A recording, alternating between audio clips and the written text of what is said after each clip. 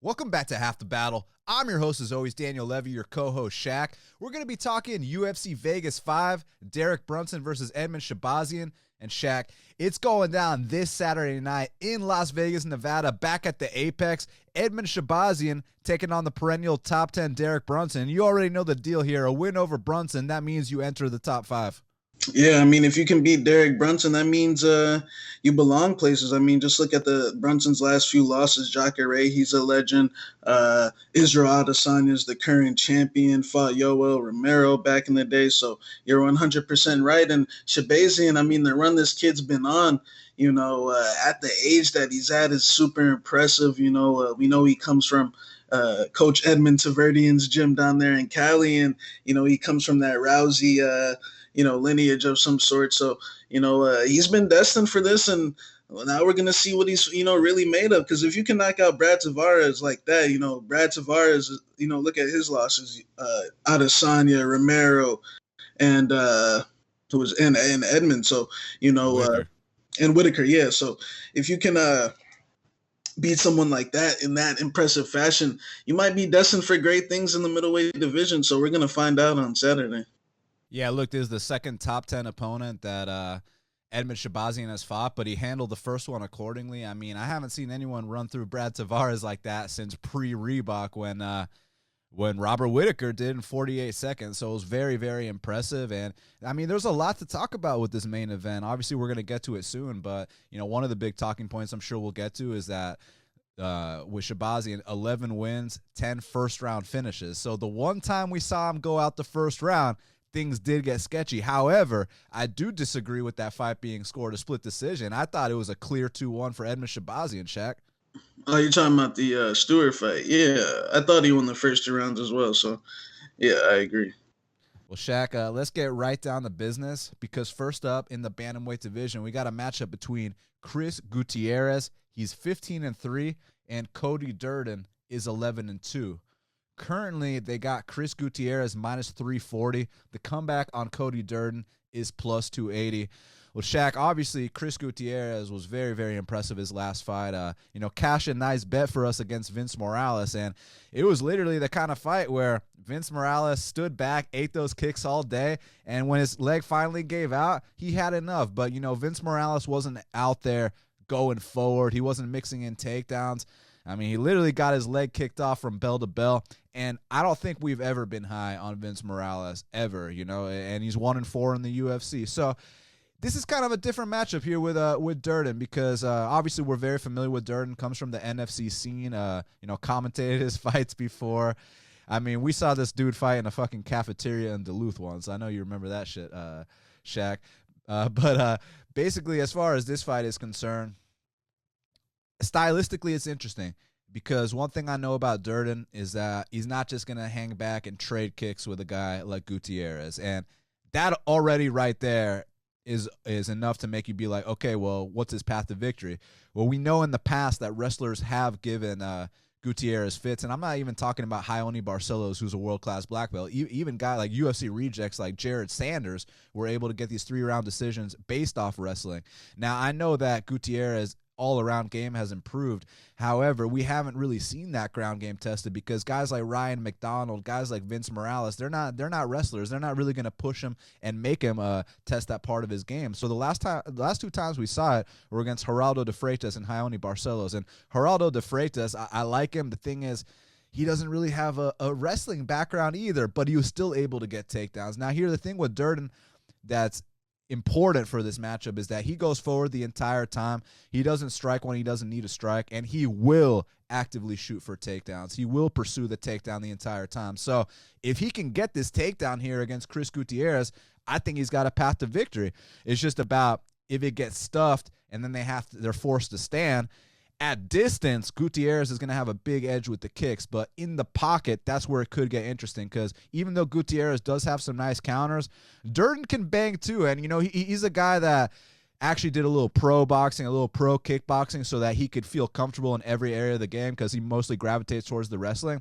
But another thing I want to bring to the table is that he's been training with Douglas Lima, Diego Lima, Rafael Asuncao his entire career. The reason I bring that up is because those guys are all known for their low kick. So he's seen that low kick look inside the gym for years. So he's got that going for him. It's a tough one to call. But the thing is that when you see this plus 280 on Durden, I actually think it should be lined a little bit closer. I'm actually going to come out here and pick him outright. I think he comes out here, takes down Chris Gutierrez, and eventually submits him. So I'm actually going to go with the newcomer and the former NFC flyweight champion, Cody Durden, to get it done.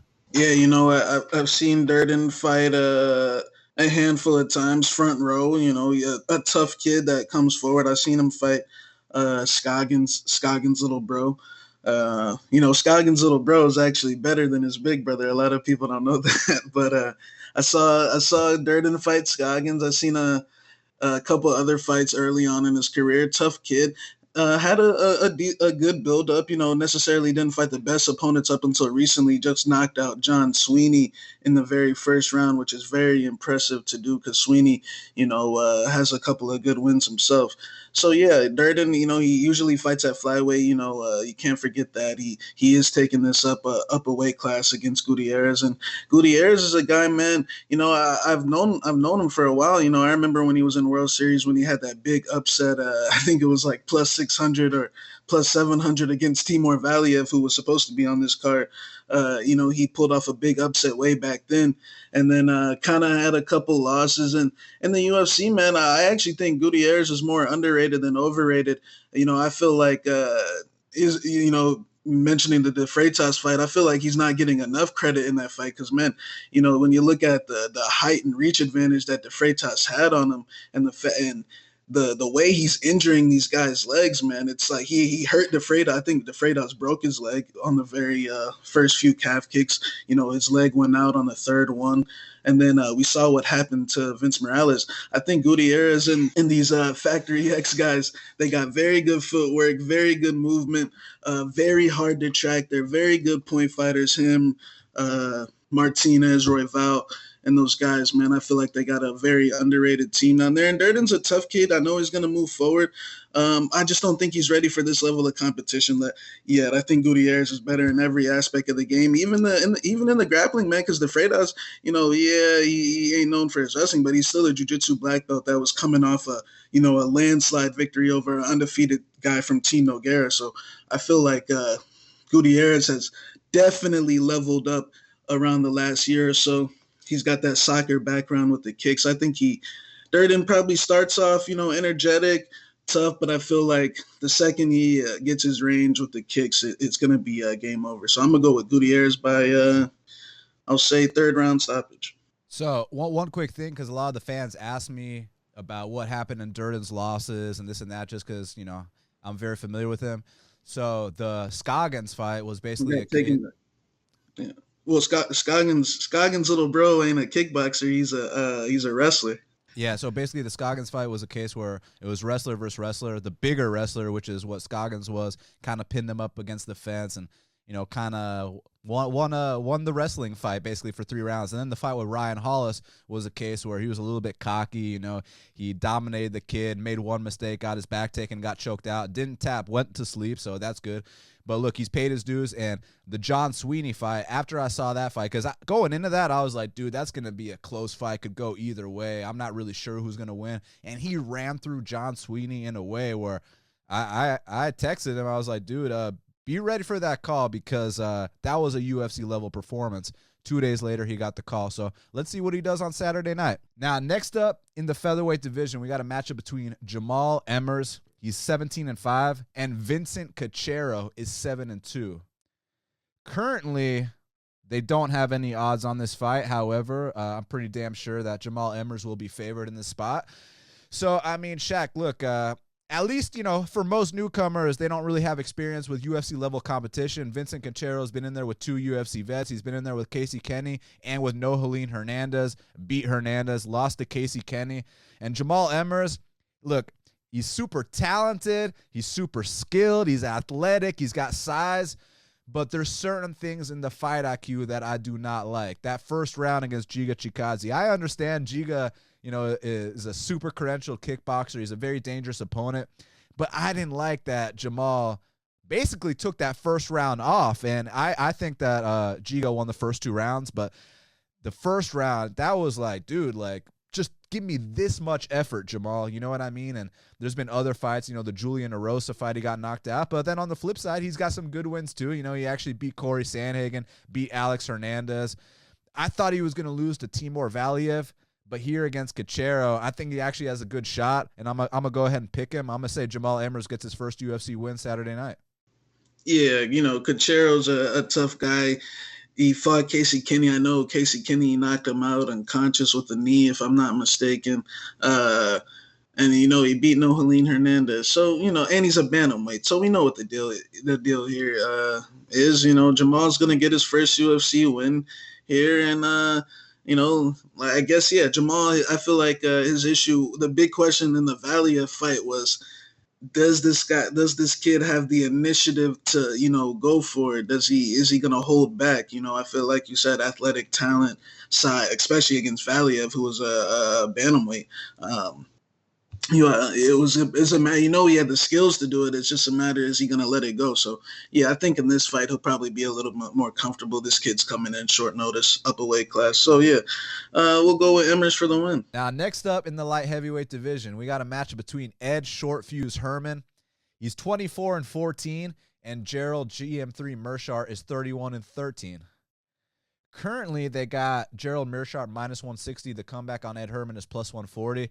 Shaq, this is interesting because it's not often we see Gerald at light heavyweight, and also it's not often that you question who's the slower guy in this fight, because usually it's like Ed Herman's the slower guy. Usually Gerald Meerschaert's the slower guy. Now they're up against each other. I'm not sure who it is. Who do you think's got the speed advantage in this one? Yeah, that's a good question. I feel like both guys have a lot of similarities. They're both slow. They both take some big shots. They both took in their fair share of punishment throughout the years. So I feel like this is a good fight. Meerschaert's coming up from 85s. Man, I don't want to keep this fight quick, but I honestly think it's just a 50-50 fight. Or even a slight lean with Herman, just because of the fact that this is his weight class. Herman is 39 years old, so look, he is old, and he is on the tail end of his career. But man, he still won his last two fights. His last fight against Cadiz, look, Cadiz sucks, but he's still 15 years, 16 years younger than Ed, and Ed beat his ass. And Ed Short Fuse, man, I don't want to say consistent, but he does his job. He's been knocked out when he's supposed to get knocked out, and he has some submission losses as well. But man, he's solid. He knows how to manipulate guys in the clinch. He's tough. He ain't gonna quit. So I'm expecting the typical tough Ed Short Fuse to show up. And Meerschaert, man, I like Meerschaert, tough guy, a lot of subs, over 20 subs in his career. I'm a big fan of GM3. It's just I think how they match up, I think he probably has the straighter punches, the cleaner boxing. It's I think Ed's stronger, more power in his hands.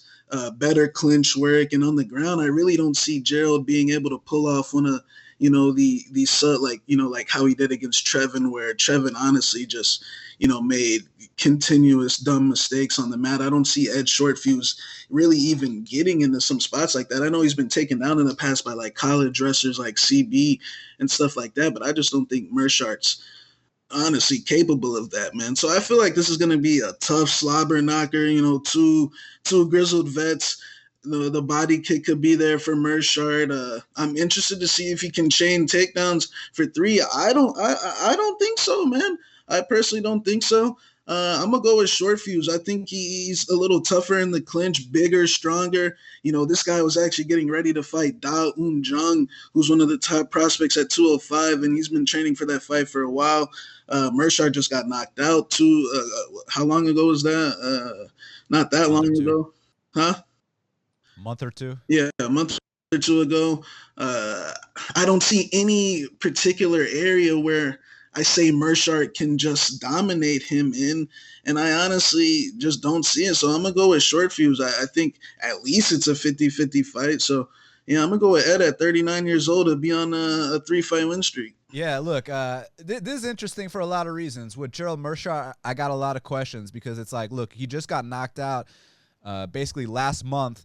So there's only two possible scenarios going on here, Shaq. The first one is that he actually followed his suspension like he's supposed to and hasn't been training. The other is that he's such a old school dude that probably got back in the gym on Monday. He's like, you're not fucking telling me what to do. I'm Gerald Meerschaert. You know what I mean? I used to take fights on 6 hours notice. You know what I mean? Like, Gerald Meerschaert is such a vet. I doubt he listened to his suspension. So he's probably been training this whole time, which on one hand is probably good because he's in shape. But on the other hand, it's like, man, you got to give your brain a rest after you get shut off. So I'm not exactly sure what to think. And also moving up 20 pounds, I'm curious to see how he looks on the scales. And Ed Herman, I mean, like you said, he's kind of consistent. You know, he is very, very slow, but I'd say his hands are actually a bit crisper than Gerald Meerschaert's. It's just you got to look out for that body kick like you mentioned. And then on the mat, I guess what I'd be most worried about with Herman is, you know, Meerschaert getting on top and doing his thing. It's just that Meerschaert gives up position too. So this is a good fight. I agree with you being 50-50, so I'll also side with the dog here. And I can't wait to see what happens. Let's see exactly how these guys look. Now, next up in the bantamweight division, we got a matchup between Frankie Saenz, he's 12-6, and Jonathan Martinez is 11-3. Currently, they got Jonathan Martinez minus 260. The comeback on Frankie Saenz is plus 220. So I am hearing a lot of talk that the line is a bit wide, and it could be if he gets wrestled here. You know, it could be if, you know, D1 Frankie Saenz comes out in this spot. It's just that Frankie Saenz hasn't been a D1 wrestler in over 20 years. Frankie Saenz is 40 years old. Frankie Saenz, in this day and age, is too small for bantamweight. Real quick, you know, Frankie Saenz beat Merab Dvalishvili. You know, Merab took him down 11 times, and Frankie took him down 0 times, and Frankie got his arm raised. You know, I bet on Merab, and when they were reading the cards, I think I was at your crib. I was in like complete shock. I was like, wait, what? Yeah, that's I don't care what anyone says because people say, oh, go back and rewatch it. Frankie won. I have rewatched it. I score for Merab every single time. Like, I see the little bit of success that Frankie had with those knees, but it's not enough for me to score the fight for him. So as far as I'm concerned, I think he's lost 4 out of his last 5. And back to the point I was making about the size here. When Frankie was coming up in the bantamweight division, you know, with Yuri Alcantara, with Uriah Faber, with all these guys, it's like he can be that tiny ass bantamweight back then, you know what I mean? But now, dude, like if Frankie was 10 years younger, he'd be in the flyweight division. So I feel. So you're saying that Frankie Saenz is a pipsqueak? He's too small for bantamweight in 2020 is what I'm saying, man. So he has to wrestle for 2 out of 3 rounds to win this fight. I don't see that happening. I think Martinez has been getting better now. I'm going to say something really controversial here. So live, I thought the Uhl fight was this big robbery. But when I rewatched it the other day, I don't think it's that big of a robbery anymore, honestly. I thought it was a really close fight that could have gone either way. And Uhl actually edged the output in that fight. However, regardless of who you scored it for, because Martinez looked fantastic in that fight, what he showed me there, plus a couple months later of improvement, I think is more than enough to come out here and beat Frankie Saenz. Not only beat him, but knock him out. Frankie's chin, it's been tested a lot. I mean, you saw what Eddie Wineland did. Even Tanquinho Mendez wobbled him. But most recently, Marlon Chito Vera blew him out the water in a way where we're like, damn, we might not ever see Frankie Saenz the same ever again. And you saw how small he looked compared to Chito in that fight. I don't think he should be fighting at bantamweight. It's just he's too old to cut to flyweight. So it is what it is. The sport evolves really fast. I got Jonathan Martinez by knockout. Yeah, man, you know, Frankie Saenz, he had a good run. I mean, he started his career late, you know, was a good college wrestler. I mean, he got to a fight with Faber, but we knew after he got knocked out against Eddie what the deal was. It hasn't been the same since. I watched the Tanquinho Mendez fight. I was like, man, there's times where he's going out stiff on, like, little shots, you know, and it's kind of scary. And that was, like, in 2017. So, Frankie's chin's been a concern for a while. The Merab Dvalishvili fight, from what I heard, Merab had the flu that week, and you know, kind of wrestled him. I guarantee if he comes in there with the boxing game plan, they probably knock Frankie out or at least get the win. But yeah, I feel like Father Time is just really caught up to Frankie. I feel like Martinez is making improvements fight to fight. I think he won the Andre Ul fight. Whether it's a robbery or not, I still think the wrong guy won the fight. Period. Point blank. I feel like Andre Ul got hurt to the body too many times, hurt too many times throughout that fight to win. Yeah, he flailed his arms out there a lot, and Martinez showed up. And Martinez, he kind of has that Cheeto problem where they shell up a lot. Not that they have bad chins. It's just that there's just something in that young Latin style where they like to shell, and that was kind of the problem, I guess, that made the judges, I guess, give it to Ul. So I feel like he's still making improvements. The Pingwan fight, the way he was setting up those knees, and yeah, the takedowns. Look, Frankie probably will take him down. Frankie Saenz probably will take him down, but Frankie Saenz isn't a guy that's gonna stay on top and beat someone up for 3 rounds like he used to, man. Now when he gets those takedowns, I mean, he's barely holding on. He can barely keep these guys down for any significant period of time, and Father Time's caught up to him in that last one. I mean, he didn't even really get knocked down with nothing significant. It was a jab from Cheeto, to be honest. So, I got Martinez by knockout. And I'm pretty confident he's going to do it early. Now, next up in the middleweight division, we got a matchup between Kevin Big Mouth Holland. He's 17-5, and Trevin Giles, Officer Trevin Giles, is 12-2. Currently, they got Kevin Holland minus 210. The comeback on Trevin Giles is plus 175. Very interesting fight, Shaq. So the biggest criticism for both these guys is, I guess, questionable decision making. Some people even say the fight IQ, but actually, I think that's more of an issue with Giles. So this another hot take. I actually think Kevin Holland's a pretty intelligent guy. Like, if you hear him talk, like, I actually think he's pretty smart. He just likes to play around a lot. This is true.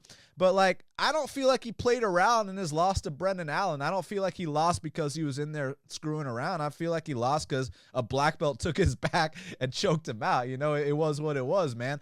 But in some of these other fights, I feel like he feels so unthreatened by John Phillips that, he can talk to him. I feel like he feels so unthreatened by that guy on Contender Series that Jared Gooden knocked out in a second. You know what I mean? So I feel like it's one of these cases where if you actually challenge him, he's going to come out here and fight you back. And the thing with Trevin Giles is, look, he's huge and he hits hard. He's actually experienced by this point. But, man, I feel like he's the one that can make the bonehead mistakes on the mat. I feel like he's the one that's more prone to getting choked out in this spot. And also on the feet, while he does throw some wild punches, and sometimes Kevin does fight with his hands down too, so Kevin could eat a big one. Kevin's got a 7-inch reach advantage in this spot too, man. I feel like Kevin has got more output. He's more talented. He's just better across the board. It's just about going out there and performing. Don't have an off night, against Trevin Giles, and you're going to win this fight, man. So I've been very impressed with Kevin Holland. I feel like people are a little bit too hard on him. I mean, I get why.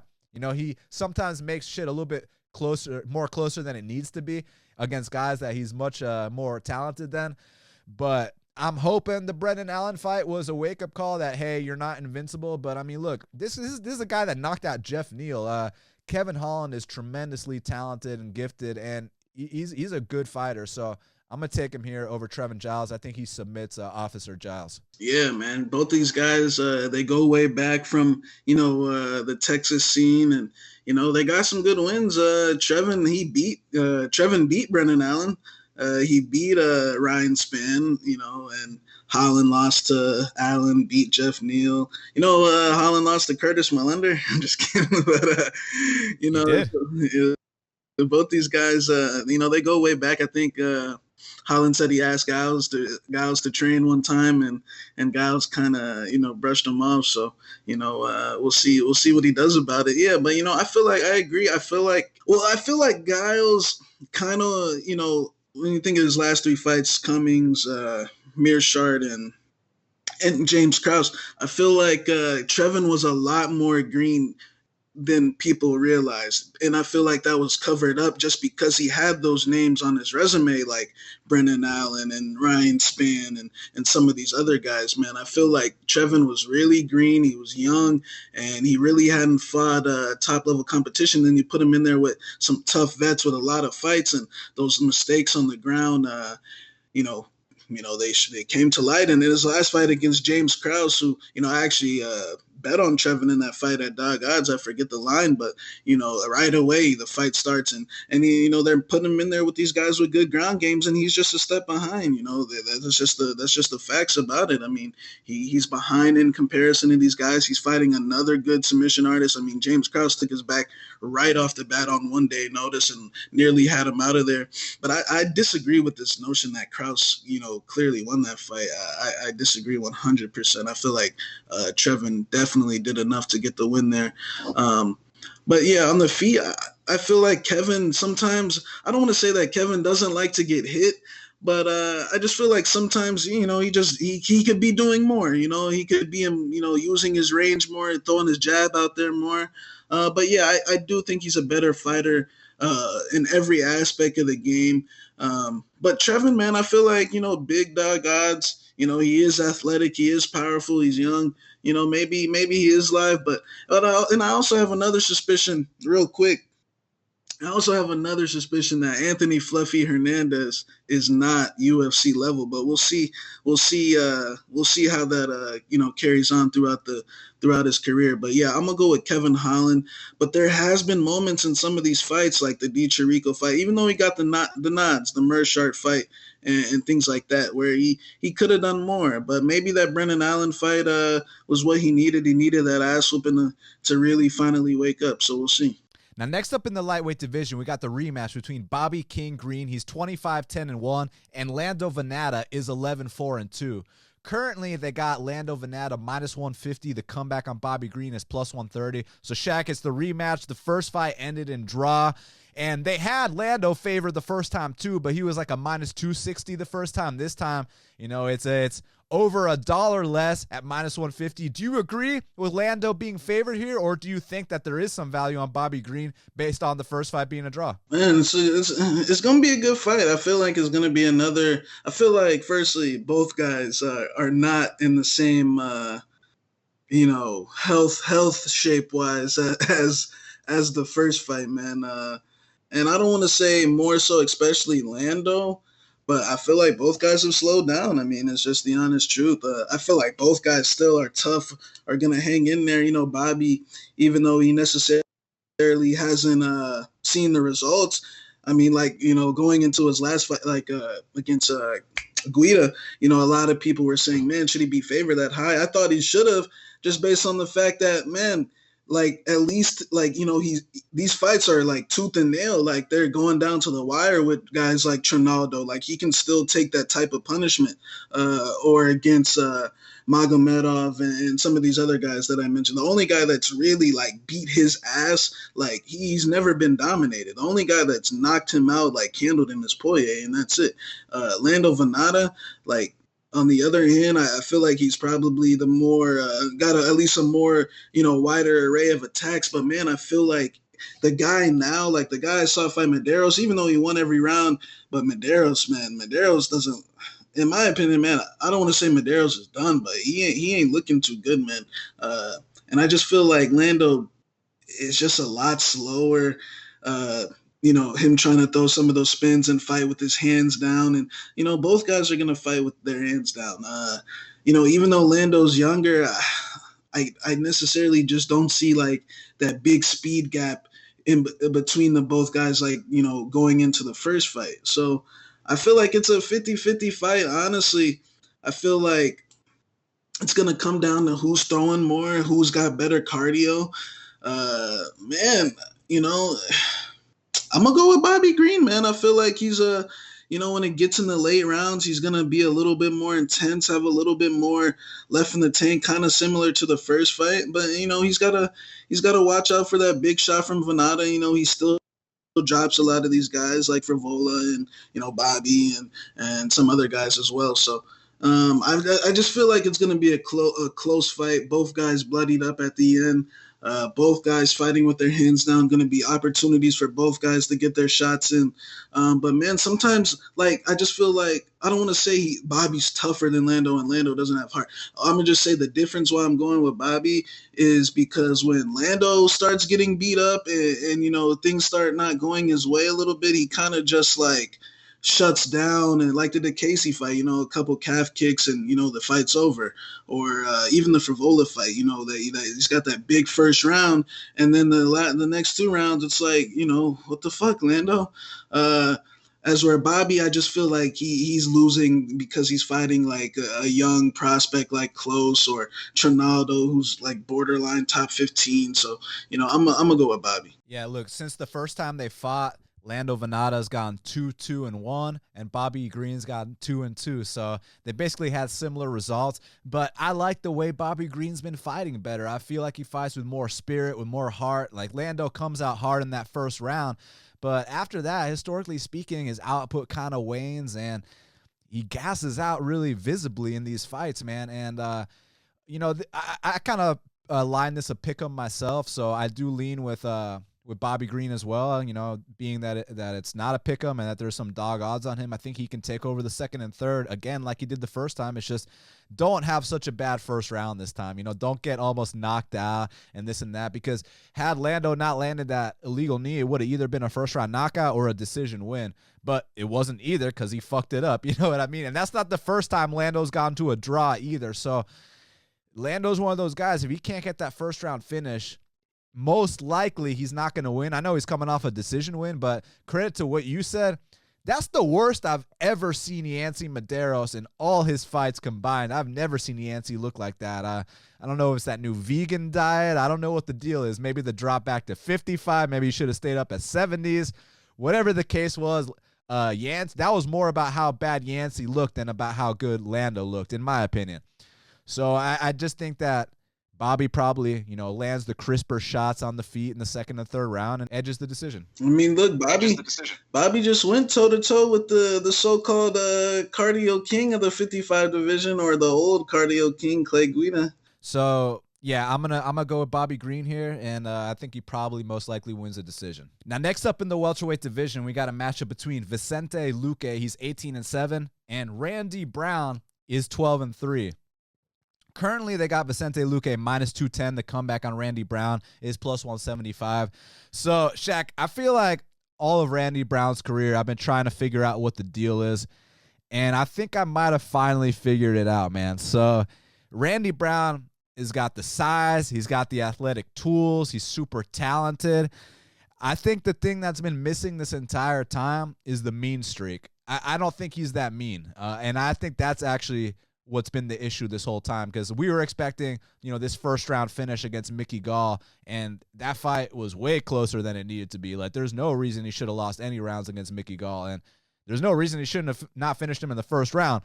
And some of these other fights too, even the Barberena fight, it's like, well, I have a reason. I have a reason why he didn't finish him in the first, because Mickey was fucking running for his dear life.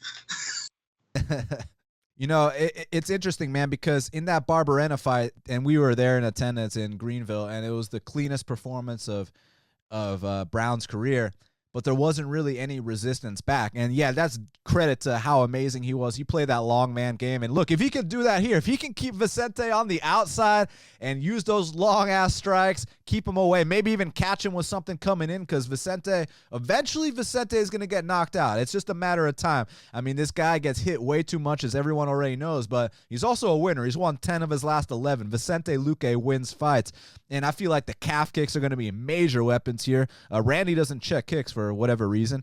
And then when Vicente starts mixing up those hooks and those overhands, I think there's a chance he knocks Randy out. It's just that Randy's got to have the perfect fight here to win. And I think he's capable of doing it. It's just I'm not sure if he's willing to keep doing it after he gets hit with some of these shots, man. I don't know if Randy's mean enough for a fight like this. So I think he can win if he catches Vicente with something clean, or if he fights the perfect fight, keeps him at the end of that reach, at the end of that length, and, picks him apart, does his thing. But I think that Vicente is going to close that distance and hit Randy with some hard shit and knock him out. So I'm going to go with Vicente Luque here.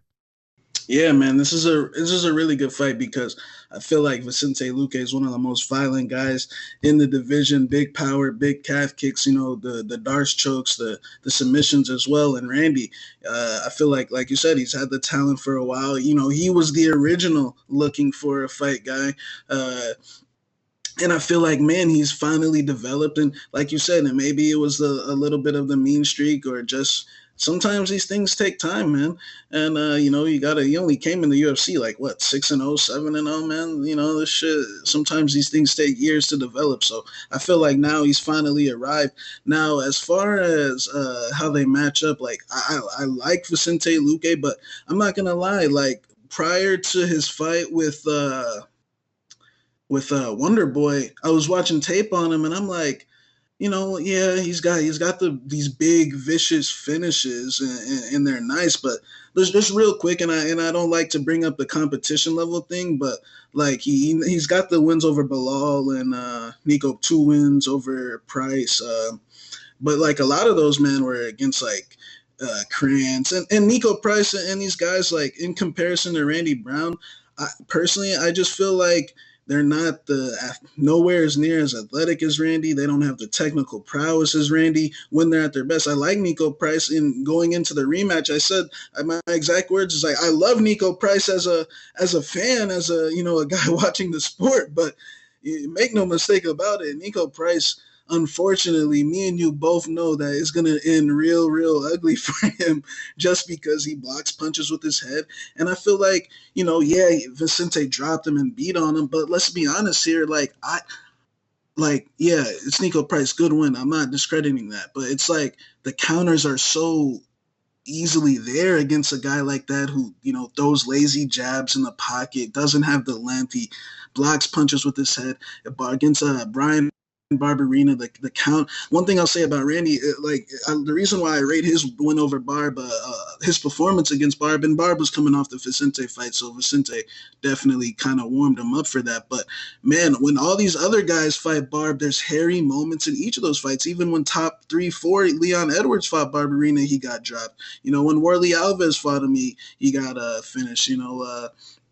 Barberina's a tough fight, and Randy Brown, for once in his career, didn't fall into any, dumb bullshit. For once in his career, he didn't, make a boneheaded mistake. And I was like, okay, maybe it's a step in the right direction. And then his next fight against Warley Alves down there in Brazil, he overcome Warley's typical first round storm and got him out of there right away in the second. So I feel like Randy Brown is definitely trending up, and I do feel like Vicente is slightly overrated, just based on the fact that, like, I don't think he's going to be able to just stand in front of these guys and just willingly land these free counters, because I just think Randy Brown's a lot smarter, a lot more technical, and I think his jab and his straight shots are going to present some problems. I think the front kick is there for him as well up the middle. I saw Nico Price land that on Vicente like 3 or 4 times, and Randy likes to land it a lot in his fights as well. So, man, I think there's value on Randy Brown as an underdog, to be honest. Yeah, Vicente's got some power and some chicks, but he ain't. What happened when he fought Wonder Boy and he had to play that side to side game and that long distance game? Man, he ran out of gas. If you give him a traditional phone booth slobber knocker type Vicente, that type of fight, then yeah, you're gonna get knocked the fuck out 100%. But I feel like Randy's gonna play a different game than a lot of these guys play. A similar game to Wonder Boy, not with the sidekicks, but just make him move around, make him move his feet, because he gets real lacticy in there. He gets real slow, and he doesn't move his head. And I feel like you do that against Randy Brown, there's a good chance to get finished. So I'm actually going to pick Randy Brown to come out here, get the biggest win of his career, and finish Vicente Luque. I'm going to say second round. It's a bold pick. I like it. So, co-main event of the evening in the flyweight division, we got Joanne Calderwood. She's 14-4, and Jennifer Maia is 17-6. Currently, they got Joanne Calderwood -140. The comeback on Jennifer Maia is +120. So, Shaq, let me ask you this. Obviously, we know that JoJo is probably the more talented fighter, but I mean, I got to question her motivation coming into this fight. And the reason why is because, I mean, she was getting ready to fight Valentina. And when you're getting ready to fight Valentina, you go to bed every single night thinking about, oh, shit, I got to fight Valentina. You wake up every single morning with this intensity of, oh, shit, I better run a few extra miles because I'm fighting Valentina. Then they're like, actually, you're fighting Jennifer Maia. I'm curious if she took her foot off the gas a little bit, knowing that, oh, I don't have to fight Valentina. There's not a chance I get, potentially a highlight reel anymore. So do you think Joanne shows up? And if she does, you think she wins this fight? Yeah, I don't necessarily I don't necessarily look at it that way. I feel like in that division things are a little different. Like, and I feel like she took this matchup because she probably feels like she's gonna win. I feel like um, Jennifer Maia, shoot box style. But man, I feel like watching tape on her. Who she reminded me of honestly was Betch Correia. Like just a more like a slightly more looser, like but just that stubborn Brazilian Muay Thai style. Take one shot, give one shot back, and against Roxanne Modafferi and punching bags like Alexis Davis. Yeah, that'll work for sure. But when she had to wrestle against Carmouche, she couldn't do it, and Chukagian touched her up pretty badly the first two rounds. She was able to get the takedown in the third, but Calderwood, on the other hand, man, she's a weird case because I am pretty confident that she should get this decision. Just with the volume on the low kicks, but man, I feel like her boxing definitely isn't as good as her kicking. And there's been times where like, man, she's got a bloody nose and like her nose is like running like really off nothing. Chukagian slapped her up pretty good, man. I mean, Chukagian's no slouch, man. Shout out to a blonde fighter because I watched her beat up both chicks pretty good, and she beat Shevchenko in her last fight as well. But yeah, I feel like Calderwood throws more volume. She can mix it up with the takedown here and there as well. It's just that sometimes she takes too many unnecessary shots, and her nose gets bloody, and then things start to get a little close. And she is 6-4 in the UFC, so it's not like I know she's number one contender, but she lost to Chukagian. The fight with Andrea Lee, I thought she got the nod for sure, but I mean, it did go to split decision. Sometimes these things can play out a little bit close. At minus 140, I actually think the value's more on her side just because I feel like Maia's just that stubborn Brazilian style, and I don't feel like she can make adjustments if the throughout the fight. I feel like she either is going to crack JoJo and JoJo's going to be hesitant and this is going to become a close match fight, or JoJo's going to be touching her up with the inside low kicks and just the volume and making her work. So I'm gonna go with JoJo by decision. But maybe the slight chalk game, maybe it's a trap. I don't know. Maybe sometimes you take a risky fight. We'll see. But I think she'll get the win. I just think she throws more volume, works more, and I feel like Maia doesn't have enough facets to her. Yeah, look, I agree. I think Joanne's probably going to win as long as she shows up. I feel like she's got so much more output than Jennifer Maia. She's more well-rounded. She doesn't have to worry about the takedown threat with Jennifer Maia. So, yeah, just go out here, use those teeps, kind of outland her a little bit. I guess maybe the head strike part might be kind of interesting because I think that, Jennifer might throw more shots up top, whereas, Joanne's more mixing it in with the kicks. But as long as Joanne has that output on point, I think she should come out here and win a decision. Main event of the evening in the middleweight division, we got the golden boy, Edmen Shahbazyan. He's 11-0, and Derek Brunson is 20-7. Currently, they got Edmen Shahbazyan minus 345. The comeback on Derek Brunson is plus 285. Shaq, this is a hell of a matchup. Obviously, like we mentioned at the beginning of the show, Shahbazyan is 11-0 with 10 first-round finishes. The one time he went past the first, now, officially shit got sketchy in the third, but I felt like he clearly won the first and second, and he was able to have the wherewithal in that third and that sketchy moment to still get the takedowns and seal off the round. Actually scored 8 takedowns in that fight. So this kid's pretty damn well-rounded. He's been training since he was just a little boy in all areas of mixed martial arts. So he's one of these guys that came into MMA with a complete package. He's got the boxing, he's got the grappling, the wrestling, the jiu-jitsu, the whole bit. Might even have some, judo in his back pocket, right, and some arm bars too, you know what I'm saying, Shaq? But, yeah, I think the kid's solid. And Brunson, we already know the deal. Very strong wrestler, kind of runs in with his chin straight up in the air. And, I mean, if you're not quite on his level, he can go out there, give some vet lessons, you know what I mean, like he did to Heinisch, like he did to Elias Theodora. Just I'm not quite convinced he's going to do that here. And I want to say something else, and this might be a controversial take, but it's something we've talked about in the past. I know Shahbazyan gets a lot of shit because his coach is Edmen Tarverdian, but I don't think Coach Edmen's that bad of a coach, man. I feel like you walk into Coach Edmen's gym, he's got 6 UFC belts on the wall, which already talks about what kind of status he is. And I think when we hear him say shit like, Look real quick about that. Let's just be honest here. Edmen Shahbazyan is honestly one of the better coaches in the game because, bro, he had the whole fucking world sold that Ronda Rousey could box. You know what I'm saying? And she knocked out chicks. Like, you know what I'm saying? So Edmund, look, towards the end of that, he towards the end it kind of got ugly, but that's when Rousey became the monster. Yeah, look, no doubt about it. And I think when you hear him saying shit like, oh, she could box with Floyd Mayweather or she's firing with both hands now, I mean, that's a situation where it's like, yeah, do you want him to say that she'd get knocked the fuck out and then lose his job and lose all his money? Yeah, like he's trying to sell the fight. Like he's gotta say these things. Like Ronda Rousey needs yes men all around her. Especially if you want to be part of that payroll, you want to be getting paid those fat stacks. You better. Bro, the type of money they were racking in at the time, I would have said any fucking thing too. I would have said she could have knocked out fucking Tyson, bro. Like, you know what I'm saying? He's not gonna say she'd get knocked the fuck out by these guys because that won't look good. So he did what he had to do. I don't hold it against him. This is a business at the end of the day. But also, yo, real quick, you remember when Coach Edmond tried to fight Caraway that one time? Remember when Doom tried to fight him? Yeah. Good times. So again, I don't think he's getting bad coaching like some people are trying to paint that picture. I completely disagree. I think he's getting high level training partners, coaches, the whole bit. I think he's good to go. With Derek Brunson, he did make a move to Sanford, Florida his last 2 fights, and people are going to be like, oh, he looks so much better since he moved to Sanford, Florida. And it's like, yeah, he has been a little more relaxed, but let me say this. He would have beat Elias Theodorou at any point of his career, whether he was training at Jackson's, whether he was training at his home gym in Carolina, whether, he was here in Atlanta with Manu.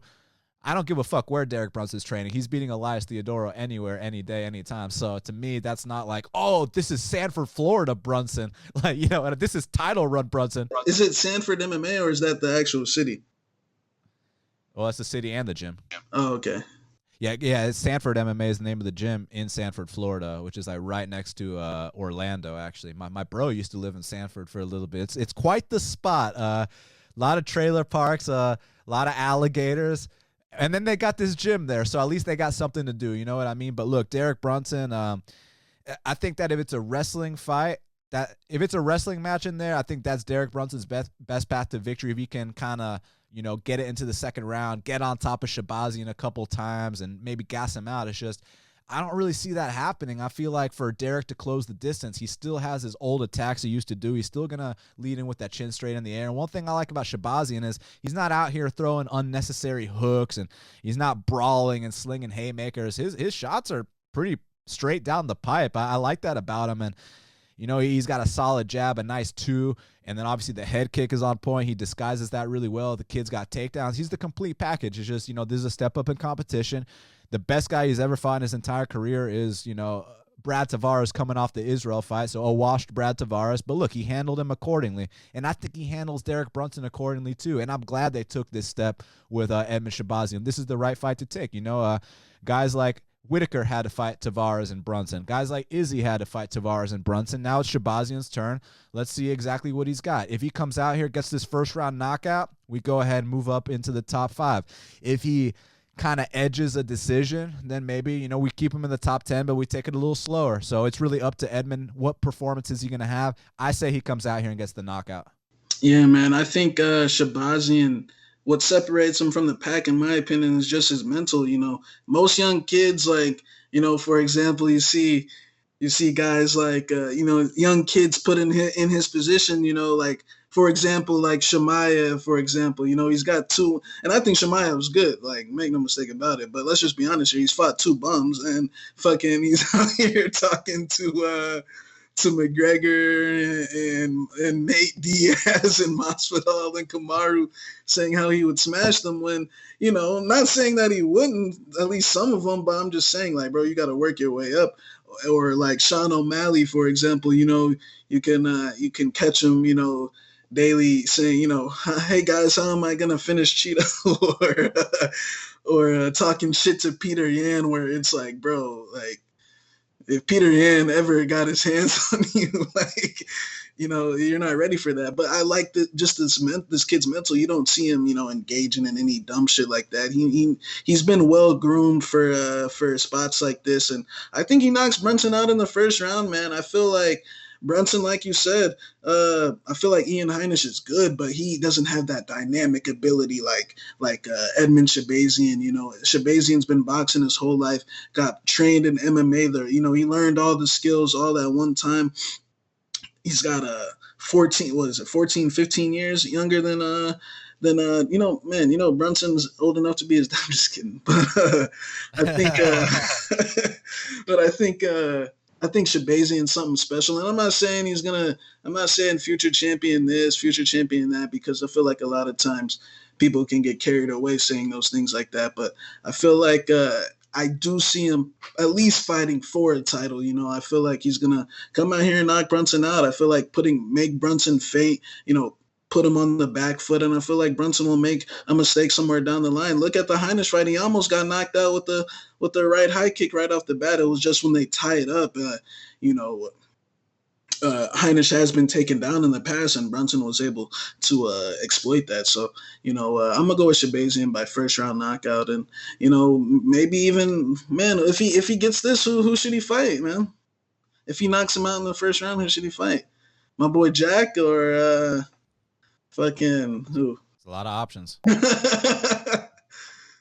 You want to give Kelvin a fourth loss? Yeah. Yeah, so it's interesting. And another point, kind of like what we were talking about with Whitaker last week, and we both kind of edged Whitaker, and he did go out and win a close decision. But Brunson comes from a different era of the middleweight division. Back when Brunson was kind of in his prime, the guys in the middleweight division were, firstly Anderson Silva was the champ, but there was Bisping, Weidman, Rockhold. You know what I'm saying? Whereas nowadays the top guys it's a completely different generation with Izzy, with Paulo Costa. You got Cannonier, Hermanson, and this kid Shahbazyan. So it's just, again, the sport evolves so fast, and Brunson's got to catch up with him. Well, Shaq, now we got to talk about the fight to watch and the fighter to watch. So what is the fight to watch for UFC on ESPN Plus 31? My fight to watch is going to be Randy Brown versus Vicente Luque, man, because I feel like Vicente Luque should be already ranked. I'm pretty sure he is. He's a ranked guy, and if Randy can get this win over a ranked guy, then he'll be in the rankings. And if Vicente Luque gets a knockout, stoppage, submission win, I think he deserves a big fight, man. I know Jeff Neal and Magny are fighting here soon. Maybe the winner of that, or something else if you have in mind. Yeah, anytime Vicente Luque or Randy Brown fights, it's one of the fights to watch for me. My fight to watch is actually going to be Kevin Holland versus Trevin Giles. I love watching Kevin Holland fight, and I'm curious to see how he approaches this one. If he's out here playing around, talking to him a little bit, or if he just goes out there, takes care of business. And with Giles, he's got a massive opportunity too. If he can come out here and get this win, he'll be on a 2-fight win streak. And I know, he's an officer during the pandemic, so he gets on the mic on ESPN. He could have a big moment too. So regardless who wins, going to be a big win for the winner there. Well, Shaq, who is your fighter to watch for UFC Vegas 5? My fighter to watch is going to be Bobby Green, man. Bobby Green's always been one of my favorite fighters from back in the day, from his Strikeforce days. He always puts on an entertaining show. Always can count on Bobby Green to put on an entertaining show for the fans. And especially when Bobby Green wins, man, it's always a good moment because, like his last fight against Clay Guida, you saw the good moment he had with his coach / foster dad. And, Bobby, man, I know sometimes people think he's a little bit too much. He's a little bit too extra, but bro, he's been through a lot of shit in his life. And the fact that he's still in the UFC for this long and still fighting with some of these guys, man, it's very impressive. So if he comes out here and gets another win, man, Bobby Green, he's already a legend in my eyes, but maybe some other people will see, Yeah, no doubt about it. Love to watch Bobby Green fight. We'll always have a special place in my heart for him for cashing that plus 250 against Josh Thompson back in the day. That's my boy Bobby Green.